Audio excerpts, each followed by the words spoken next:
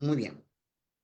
Pues muy buenos días. Nuevamente retomando las entrevistas de este año. Comenzamos con una de todo lo que estuvimos trabajando por ahí en las redes sociales relacionadas a la depresión.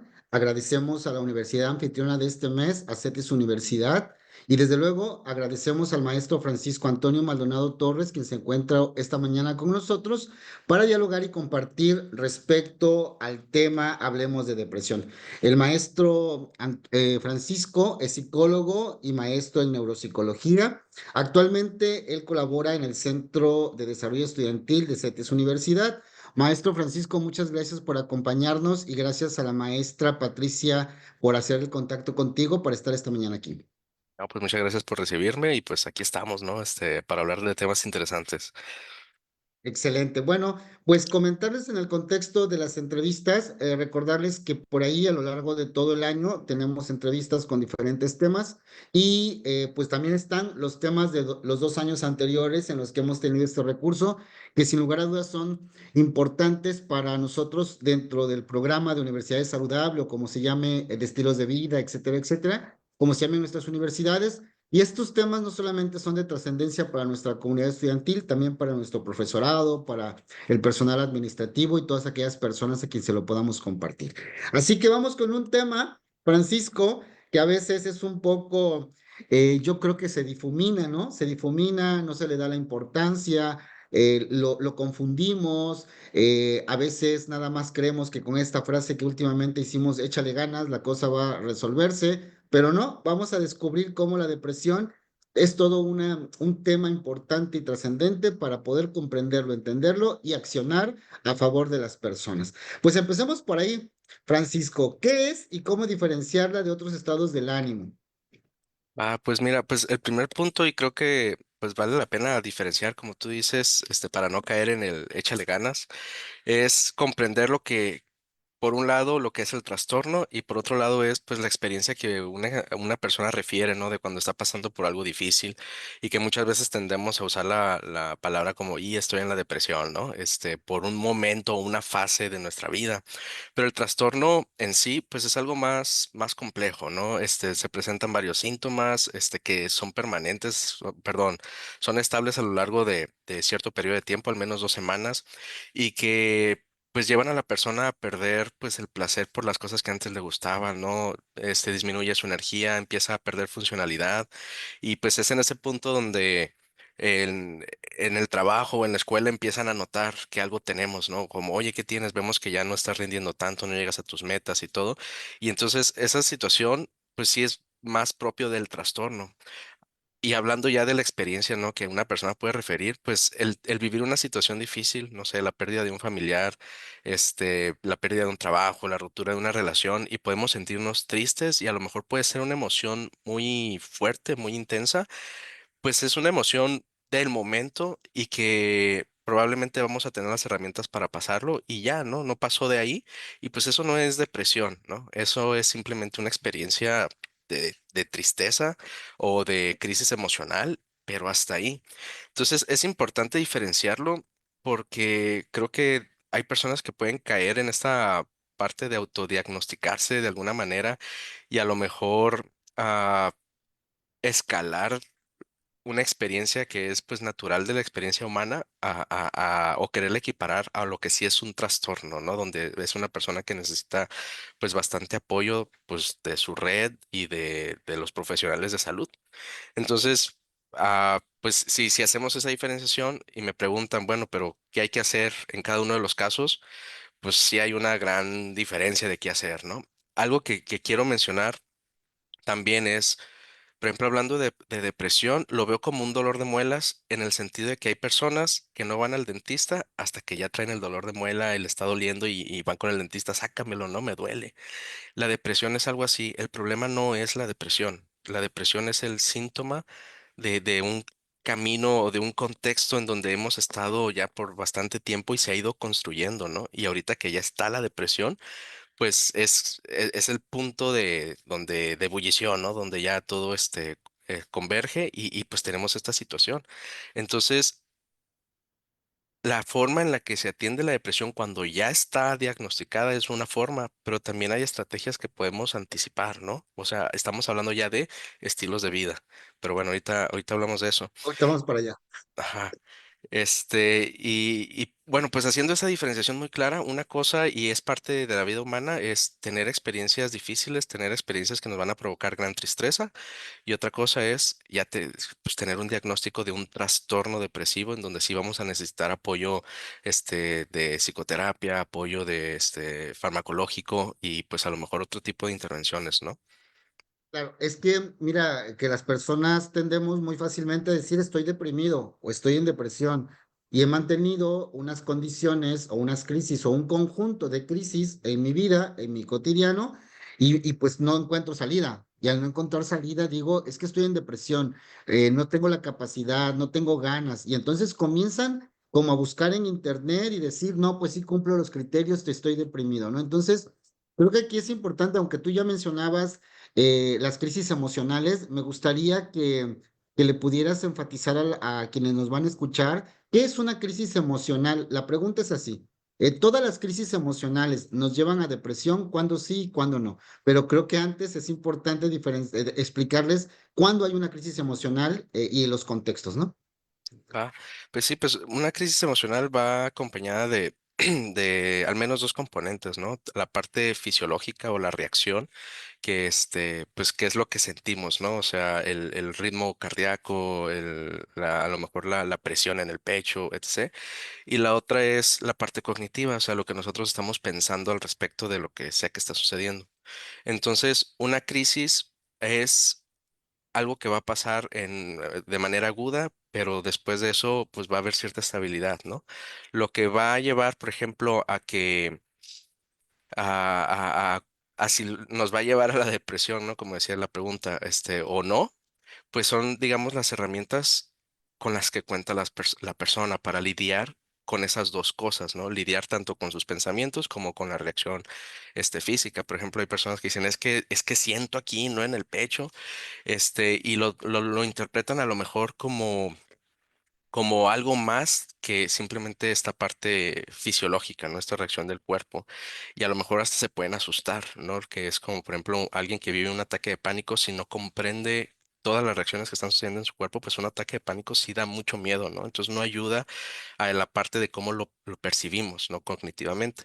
Entonces, el que nos va a llevar a hacer una buena resolución de esa crisis, pues es las herramientas. Y por herramientas hay algo que a mí me gustaría como mencionar, ¿no? Y poner por ahí. Creo, y voy a usar estas palabras, mucho tiene que ver la filosofía de vida o la perspectiva que tiene la persona sobre la vida, ¿no? Por ejemplo, el fallecimiento de un familiar. Si una persona no ha trabajado con el tema de la muerte, ¿no? Es algo que le ha sacado la vuelta, como en nuestra cultura, ¿no? Decimos, me voy a morir, toca madera para que no, y nadie habla de la muerte. Este, si tiene como esa idea de que la muerte es tabú, pues cuando llegue el tema de la muerte, pues va a ser difícil manejarlo porque no va a tener esa experiencia ni herramientas ni nada. En cambio, si hay una persona que acepta que la muerte es parte de la experiencia humana y que pues no hay algo al respecto que podamos hacer y que tenemos que lidiar con lo que queda en nosotros, pues el recuerdo y todo lo demás, pues esas dos perspectivas van a diferenciar mucho en cómo la persona maneja pues esa crisis, ¿no?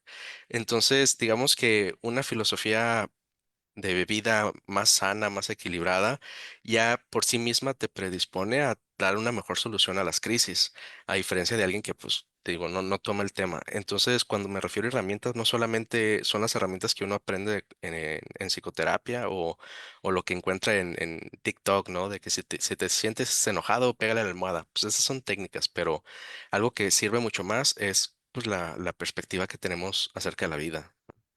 Claro, pero yo creo que ahí es una cosa tremenda, ¿no? Porque las expectativas, la forma en que hemos construido nuestra visión del mundo, la forma de ser y estar en el mundo, pues la hemos construido con lo que nos han dicho en familia, lo que hemos visto, lo que hemos imaginado, justo lo que decía hace rato, ¿no? Las expectativas que tengo respecto a todo. Tengo expectativas ante el éxito, tengo expectativas ante el amor, tengo expectativas ante el permanecer con mis seres queridos, tengo expectativas ante la salud. Y estas expectativas, cuando se rompen, ¡pum! ¿no? Vienen unas cosas tremendas que nos llevan a no o los divorcios, ¿no? Las separaciones, que cuando terminamos una relación y no comprendemos por qué el otro o la otra terminó con nosotros, ¿no? Nos sentimos abandonados, no nos sentimos suficientes. Y todo eso, pues, nos lleva a una crisis, ¿no? En el círculo que tú nos estás indicando. Sí, y por ejemplo, empatándolo con lo que decía hace ratito de ya el tener la crisis o estar en un diagnóstico, pues es el síntoma, ¿no? De algo que de un problema más profundo. Entonces, por ejemplo, si yo ahorita estoy teniendo problemas con manejar, como un divorcio o algo así, podría yo decir, híjole, este es un problema que me está pasando nomás a mí ahorita en ese momento y a ver cómo le hago. O podría decir, espera, ¿no? O sea, este divorcio no llegó de la nada. ¿Qué hay atrás, no? Y cuando uno empieza a ser un poco más reflexivo del camino, de dónde viene, del contexto en el que vive, de con quién se relaciona y todo, podemos empezar a encontrar sentido de qué cosas entonces tengo que cambiar en mi vida. Porque la depresión, pues no nomás es tómate una pastilla y ya vas a sentirte mejor. Se tiene que reconfigurar la perspectiva, ¿no? Y parte de reconfigurar es poder comprender de dónde venimos. Y dónde venimos es todo este contexto. Que hay veces que aprendemos cosas no muy sanas, ¿no? De la cultura, de la familia, bueno, de nuestro entorno. Claro, perfecto. Bueno, pues creo que aquí ya comenzamos a entrar a la siguiente, que era qué podemos hacer para gestionar o sobrellevar la depresión, si es que estuviera, ¿no? Presente en nuestra vida o visualizándose ahí. Pues creo que una de las partes difíciles de la depresión es precisamente esta, a lo mejor, apatía, ¿no? De ya no tener energías como para hacer cosas que antes nos gustaban o demás. Y a lo mejor puede ser que se le dificulte a las personas que están ya con un diagnóstico el querer, perdón, el comprender cómo funciona el trastorno, ¿no? Y cómo funciona su cuerpo. Si se logra hacer eso, si la persona que tiene este diagnóstico se vuelve tu aliado en el tratamiento, pues creo que vamos de gane. ¿Por qué? Porque entonces tú le podrías decir a una persona con un diagnóstico y le haría sentido el que le dijeras mente sana, cuerpo sano, ¿no? Entonces, a lo mejor yo sé que no tienes nada de ganas de salir a caminar, pero hazlo. ¿No?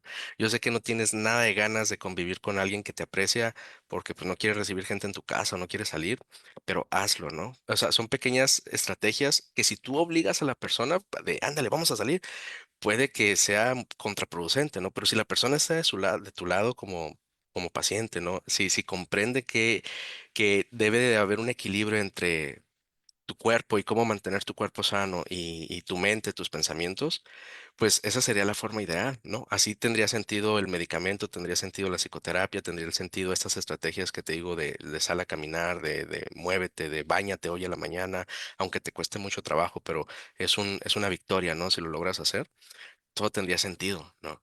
Entonces, digamos que el primer paso para sobrellevar la depresión es que la persona lo quiera hacer, ¿no? O sea, que tenga esa chispa de, ok, ¿qué hago, no?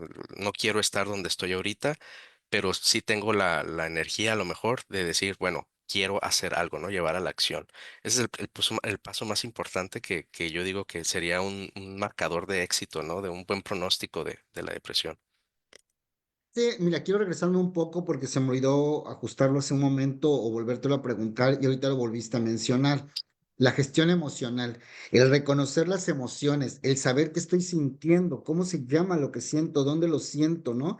Creo que esto es algo vital y fundamental para todas las personas dentro del bienestar psicológico, porque ahora se habla mucho de emociones, pero realmente se habla mucho de emociones, pero no sabemos ni qué emociones, la diferencia en sentimientos y cómo lo siento, ¿no? Cómo lo vivo, cómo lo transito. Creo que hay que hacer me gustaría que nos apoyaras a hacer un poco de énfasis en la importancia de reconocer las emociones, en el cómo se sienten, cómo se transitan en ellas.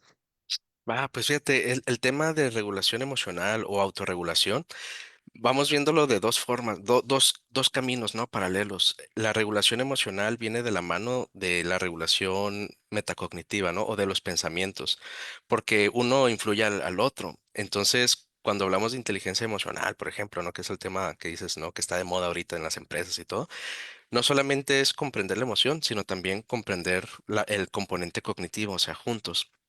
Y esto no es solamente lee un libro y ya lo vas a entender.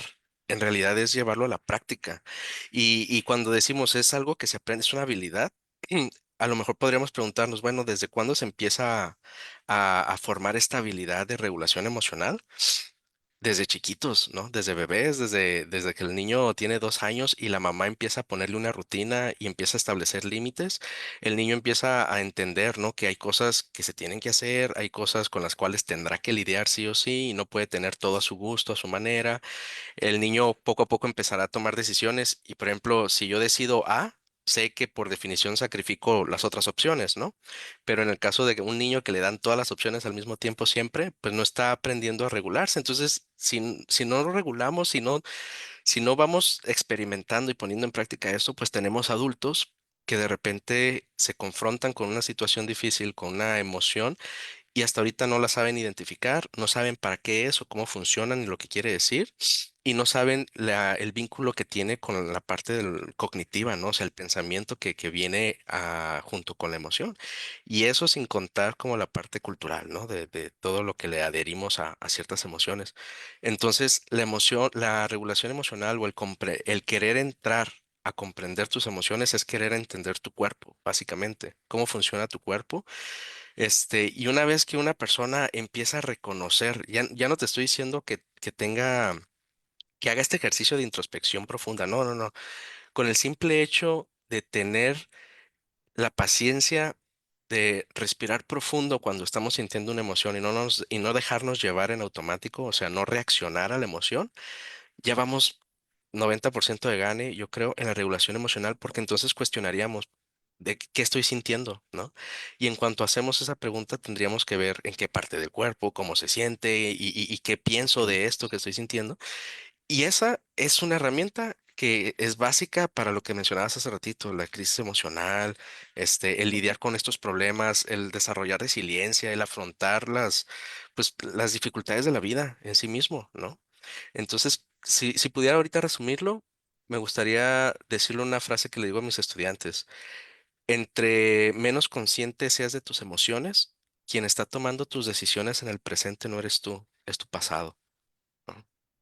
Justo de ahí se deriva trastornos del estado de ánimo como la depresión, ¿cierto? Porque no detectamos en tiempo la evolución de esto que no estamos gestionando adecuadamente, que nos lleva a un cuadro complejo, a un cuadro ya que un diagnóstico de algún trastorno del estado de ánimo, como la depresión, ¿cierto? Quiere decir que la depresión la podemos anticipar. Si tenemos un cuidado, una higiene mental, hábitos de bienestar psicológico previos, no podríamos, deberíamos estar habilitados para no llegar a esta condición, ¿cierto? Cierto, cierto, totalmente. Y por ejemplo, un hábito, un mal hábito que muchas personas tenemos es el asumir que cuando la estoy pasando mal, no tengo por qué contárselo a nadie o nadie tiene por qué enterarse de mis cosas muy, muy personales y no lo compartimos, ¿no? Entonces, no hay nada malo en pasarla mal. Y la otra parte es, no tenemos por qué pasarla mal solos, ¿no? O Correcto. sea, todos tenemos estas experiencias difíciles y el sentirnos solos, el no compartir, nos pone en una situación todavía más difícil. Y si cambiáramos tan siquiera ese hábito, nos abrimos la puerta a lo que ahorita mencionabas, un montón de hábitos más saludables, ¿no? Claro. Y bueno, esto no es sancionar ni acusar que las personas llegamos a este estado por no trabajar antes, no. Pero, o sea, sin embargo, creo que son condiciones que podemos repensar y valorar justo en esta deconstrucción para generar estos estilos de vida mucho más efectivos o saludables, ¿no? Bueno, centrémonos nuevamente en esto. Ya está, no desarrollé estas habilidades con el tiempo, estoy en una situación en la que creo que estoy en depresión, ¿no? Y hace un momento tú decías que es importante la red de apoyo. Maestro, ¿qué pasa? Porque tú lo sabes, porque estás en el área de estudiantes, yo también lo sé. ¿Qué pasa cuando no hay una red de apoyo? Cuando el estudiante es foráneo, cuando la persona no tiene un apoyo aquí, no se identifica todavía con amigos, con compañeros, la está pasando mal. ¿Qué puede hacer una persona que no tiene una red de apoyo física cercana? Ok, pues, ¿qué puede hacer? Si es consciente de los beneficios de la red de apoyo, pues la respuesta es fácil, ¿no? Es intentar conectar con alguien. El detalle son los que no se dan cuenta de esa parte, ¿no? Que a lo mejor hay veces que hasta ellos mismos se pueden, o estas personas se pueden aislar, porque depende mucho de la percepción que hay alrededor, ¿no? Por ejemplo, si yo crezco en un ambiente donde me dicen, no, no, no, tus problemas son tuyos y tú no tienes por qué meter a nadie, ¿no? Y válete por ti mismo y ese tipo de, como de filosofía de vida, pues me pone en riesgo en esto que dices, ¿no? O sea, en a lo mejor aislarme, en no hacer amigos, el no saber conectar con otro ser humano. El chiste es de que si de repente alguien se siente solo, ¿no? Y yo lo he preguntado a estudiantes y hay estudiantes que me dicen es que me siento solo, ¿no? O sea, solo porque no tengo amigos, aunque esté en un grupo rodeado de personas y yo les digo, ¿qué tanto es que te sientas solo y qué tanto es que hasta ahorita por alguna razón no estás conectando con otro ser humano, ¿no? Entonces, para mí la clave es sí ir siempre buscando conectar con alguien más, por el simple hecho de que somos seres humanos y los seres humanos somos un animal social, ¿no? O sea, necesitamos vivir en grupos, pues para beneficiarnos de estas otras, ¿cómo se dicen? Herramientas que provee otra persona que te escuche, ¿no? Por ejemplo, platicarle a alguien tus problemas nomás por hacerlo. Ya podemos hacer dos ejercicios en uno, ¿no? Platicas con alguien, te conoce, conectas, pero a la vez tú te estás escuchando a ti mismo. Entonces ya estás haciendo esta reflexión, ¿no? Este diálogo interno. Así que alguien que dijera, me siento solo, el paso es conectar, ¿no? No hay de otra, o sea, nadie va a venir a conectar contigo, pues nadie te va a adivinar el pensamiento. Y conectar es ponerte en un estado vulnerable, o sea, aceptar que estás pasando por algo difícil y atreverte a platicarlo a alguien sin miedo, ¿no? Por ejemplo, recuerdo una vez estaba leyendo una investigación que hicieron con personas que decían que eran felices y personas que no eran felices, ¿no? Y eran entrevistas profundas y tenían bastantes similitudes, pero uno de los rasgos que veían que sí difería entre ambos grupos era que las personas que referían ser felices, aceptaban como esta vulnerabilidad y decían, pues sí, o sea, si me engañan, si no me aceptan, pues ni modo, ¿no? O sea, seguiré intentando, no dejaré de amar o etc. Y las personas que referían no ser felices, era lo opuesto, ¿no? Ellos tenían como este miedo a, no, y si me lastiman, no, y si me engañan, no, y si esto. Entonces, creo que el no reconocer que para conectar con alguien tenemos que ser vulnerables puede ser que sea esa semillita de miedo que impida que establezcamos estas redes y más cuando estamos en un lugar totalmente nuevo, ¿no? Como el caso de un estudiante foráneo. Claro. Bueno, necesito siempre de un especialista para poder resolver esta situación, si estoy en depresión o no estoy en depresión, si tengo ya un cuadro patológico o no. Depende, ¿no?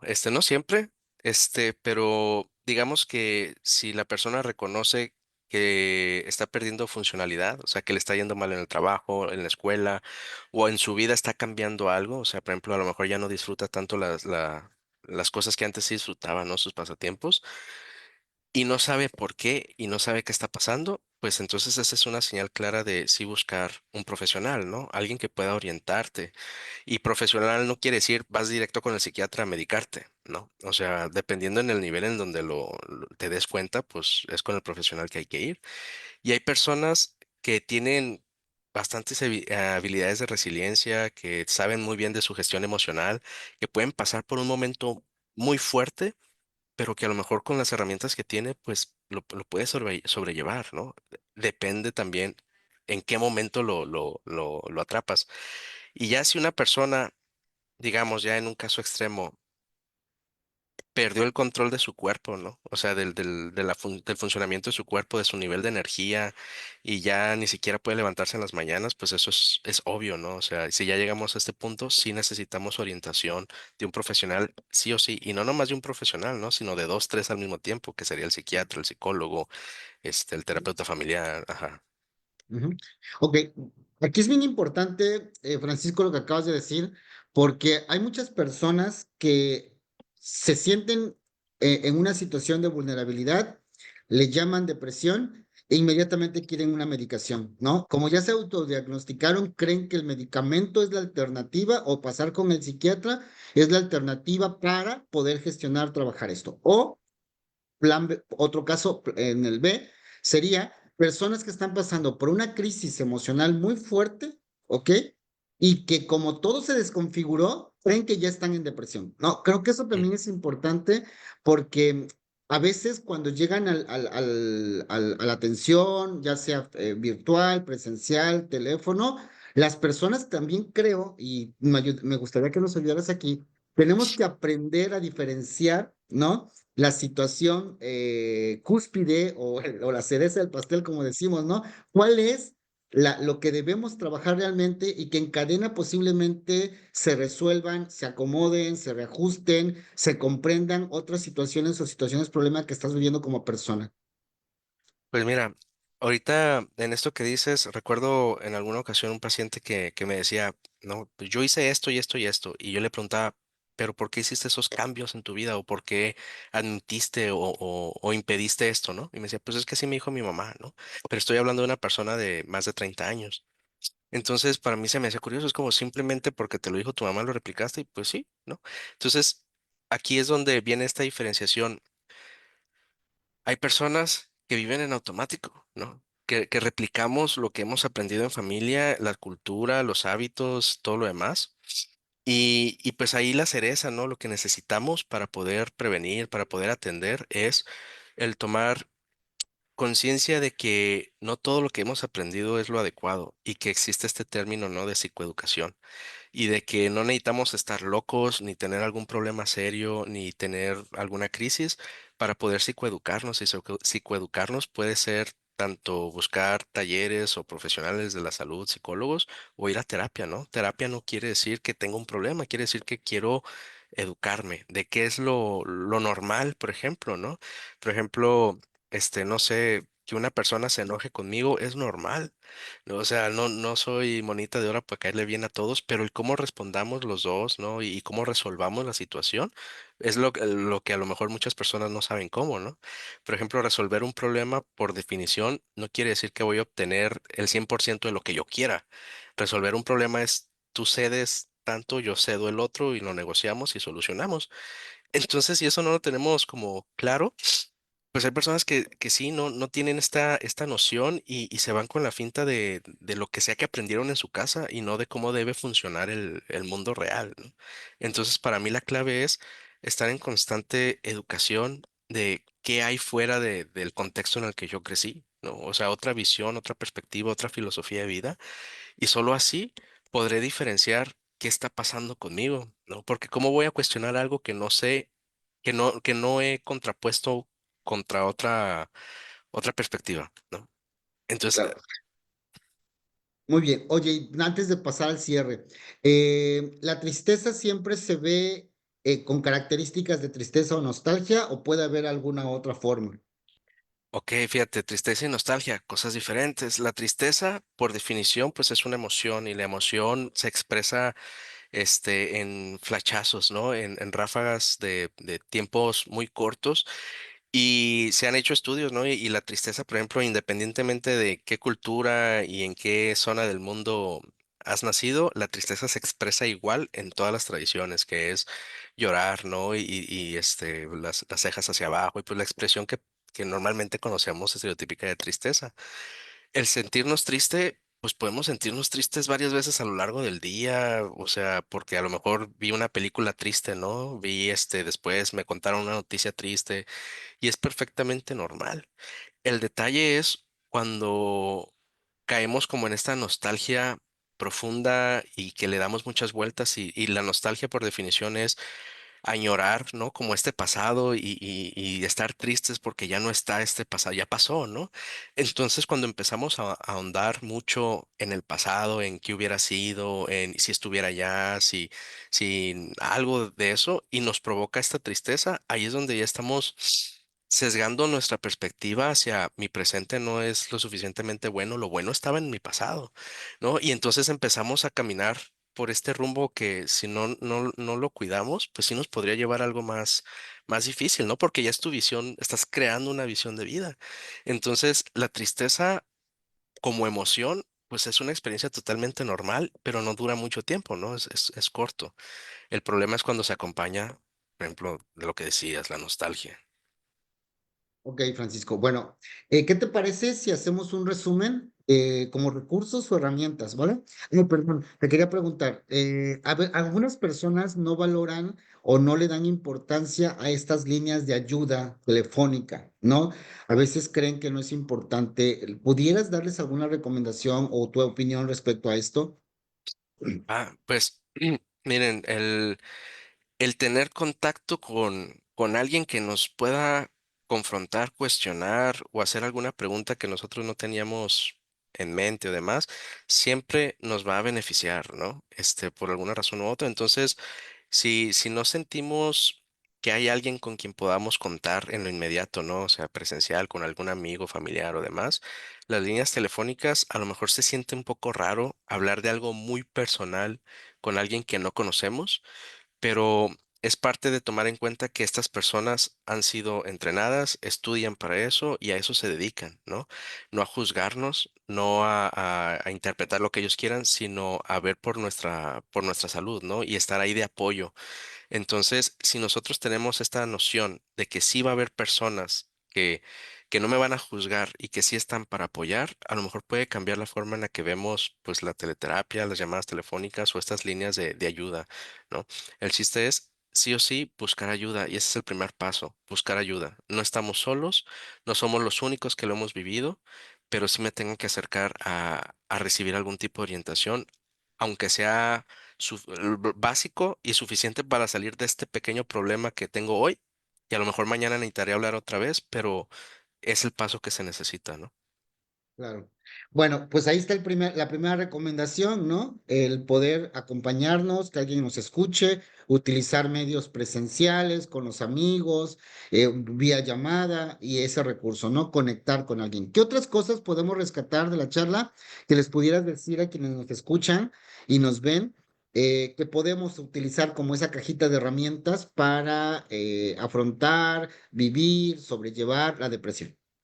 Ah, pues yo cuando hablo de temas como este, intento hacer como dos espacios, ¿no? Uno es cuando ya estamos en un problema y cuando ya estamos en esa situación, lo primerito que tenemos que resolver es cómo atender la urgencia, ¿no? En la que estamos. Y esas pueden ser estrategias o técnicas muy concretas, como lo que decíamos hace ratito, sal a caminar, come sanamente, duerme bien, habla con alguien, ¿no? O sea, son técnicas muy concretas para el momento. Sin embargo, en la otra categoría, lo que pasa antes de la crisis o incluso después de la crisis, esas son temas que son profundos y considero que son existenciales, ¿no? Son temas que tienen que ver con el lugar que cada quien tomamos en este mundo, ¿no? Y cuestionarnos quién soy, qué quiero, qué me gusta, qué no me gusta, para dónde quiero ir y qué vida quiero construir, ¿no? Como siempre aceptando la responsabilidad que nos toca sobre nuestro actuar en el mundo. Y si empezamos a hacer como ese trabajo de existencial, ¿no? Ese trabajo de introspección y de reflexión profunda antes de la crisis o después de la crisis, pues es parte de lo que nos va a dar las herramientas para en un futuro sobrellevar otra crisis o para no caer, ¿no? En una crisis, pero ya partiendo desde un cambio estructural, ¿no? Desde fortaleciendo los pilares que nos forman. Y ahí son unas estrategias muy diferentes, ¿no? Son estrategias profundas de reflexión y de introspección. Claro, y para eso pues hay muchísimas cosas, ¿no? Desde la escritura, desde pintar, hacer un montón de cosas, ¿no? Entonces, creo que hay. Y por último, la pregunta, porque estamos hablando en entornos universitarios, ¿qué debemos o qué podemos hacer las universidades para hablar de este tema, para acercar herramientas, recursos? ¿Qué podemos hacer?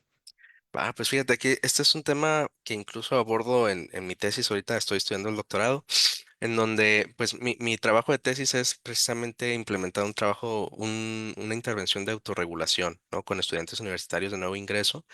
Y parte de mi justificación es que muchas veces las instituciones educativas, bueno, no muchas veces, creo que en general se asume por parte de la institución educativa que todas estas habilidades emocionales o habilidades blandas, el ser humano las va desarrollando pues, conforme va creciendo, ¿no? Madurando o estudiando y pues solito se va a dar el trabajo en equipo, solito se va a dar la resolución de conflictos y, perdón, y no es cierto, o sea, los contextos están cambiando, la forma en la que nos comunicamos por mensaje, ¿no? Está cambiando muchas cosas. Hay variables que ahora sí veo como parte de las responsabilidades de la universidad, atender de manera objetiva y explícita estos temas, ¿no? O sea, creo que ya estamos en el momento de que las universidades digan, tenemos que hablar de inteligencia emocional, tenemos que hablar de regulación emocional, tenemos que darles esta psicoeducación a los jóvenes porque se van a enfrentar a muchos retos a lo largo de su universidad, ¿no? O sea, las tareas, los exámenes, los conflictos grupales, los problemas con maestros. O sea, hay muchas cosas que si los jóvenes no tienen las herramientas para adaptarse, pues también la van a pasar muy mal. Ellos, la institución, los profes, todo mundo. Y creo que el estrés, por ejemplo, ahorita las universidades me dicen, no, es que mis alumnos van bien, ¿no? Todos llevan 100 de calificación. Pues sí, pero el 100 no te dice la otra parte, ¿no? Todo el estrés, la ansiedad, pues todos los problemas que pueden tener, el burnout, ¿no? Que hay entre los estudiantes. Entonces, el sacar 10 no quiere decir que tus alumnos están bien, ¿no? Tenemos que abordar la otra parte, porque a lo mejor sacan 100, pero están ya al borde del colapso, ¿no? Los jóvenes. Entonces, creo que sí, desde las universidades sí se necesitan plantear programas, que aborden directamente. Primero, pues intervenir, ¿no? Con los estudiantes que ya tienes matriculados y crear un programa de introducción a la universidad en donde se les pueda dar todas estas herramientas que les permitan adaptarse a los jóvenes y que sin duda alguna les va a servir también para su vida personal, ¿no? O sea, si les das todas estas herramientas de regulación emocional, pues vas a beneficiarlos no nomás en cómo se desenvuelven en la escuela, sino en general. Y creo que parte de muchas inquietudes de las escuelas o filosofías de escuelas, universitarias tienen que ver con el desarrollo humano, ¿no? Con el desarrollo personal. Entonces digo, pues va de la mano. Y si nos vamos a los pilares de la educación, incluso ahí se hacen referencia a todas estas competencias. Así que digo, ya no debemos de asumir que se van a resolver, pues tenemos que entrarle, ¿no? De manera objetiva, clara y explícita. Claro.